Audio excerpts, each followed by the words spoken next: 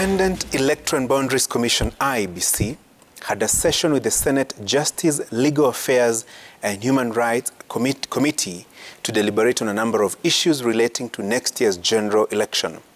What caught my attention, however, was IEBC Commissioner Professor Abdi Guliye's submission on the recently concluded mass voter registration drive that sought to enlist at least 6 million new voters in the voter register. Only 1.5 million new voters were netted in the month-long exercise. Though IEBC says it deployed at least 3 biometric voter registration kits in each of the 1,450 wards, the young people particularly were not keen on the exercise. According to Professor Guliye, the youth did not seem eager to register as voters, and some even told the Commission that they did not see any reason for voting or even changes that would occur even if they participated in next year's general election. That, ladies and gentlemen, is worrying that the country's young men and women see no need or reason to register as voters and participate in next year's general election is catastrophic. If only 1.5 million new voters were registered, it simply means that there are at least 4.5 million young people out there who have attained the age of 18 since 2017, but find no sense in exercising their democratic right next year.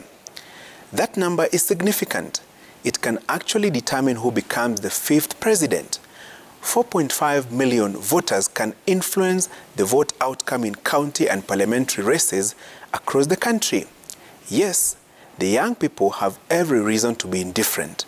Their lack of interest in voter registration, in my opinion, is their protest language and demonstration of their feeling of exclusion in management of national and county affairs. But truth be told, it is one thing to complain about being jobless, but another not to do anything about it. Politics is the safest route in enforcing changes in governance and influencing policies. But as young people, this will not be possible if you are not registered as voters.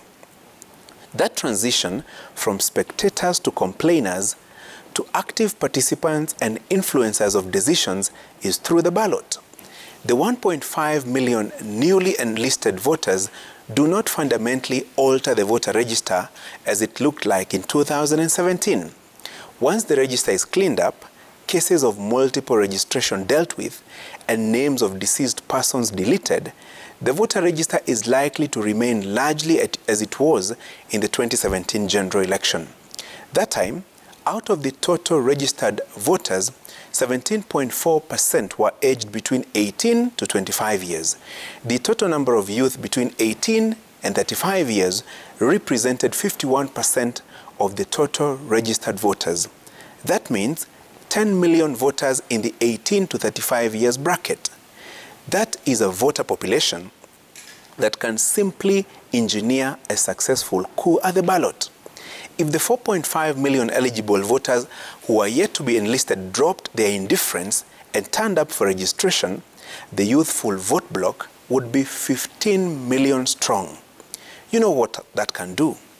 And it's not just about registering as voters, but the youth must also seek elective seats. That is how they will be able to influence policy and administrative decisions from within. Numbers don't lie. According to the 2019 census conducted by the Kenya National Bureau of Statistics, there are 1.9 million young men and women between the age of 18 and 19 years. Those aged between 20 and 24 years are 4.4 million, while 3.8 million are in the 25 years and 29 years bracket. Those aged between 30 years and 34 years are 3.5 million. That means out of 47.6 million Kenyans, the youth population, in the strict reading of Article 260 of the Constitution, is 13.6 million. The population that controls, finances, and influences politics in the country is in the clear minority. Those between the age of 50 and 59 years are 2.4 million, while those in the age of 60 to 79 years are 2.3 million. Those aged 80 years and above are 413. So clearly the youth power is evident. Their issues will not be resolved through tokenism. Those political changes must begin from the political parties. Currently, Youth leagues in political parties, I would liken them to bouncing castles where young people are kept busy as party leaders and other bigwigs make decisions. National funds and programs established to help young people have been the epicenter of massive corruption. I'm talking about NYS1, NYS2, the Youth Enterprise Fund, where billions of shillings were siphoned. And the Kenyan youth must make no mistake. The ballot is the surest avenue for that takeover. And the vote is the takeover tool. That's my punchline.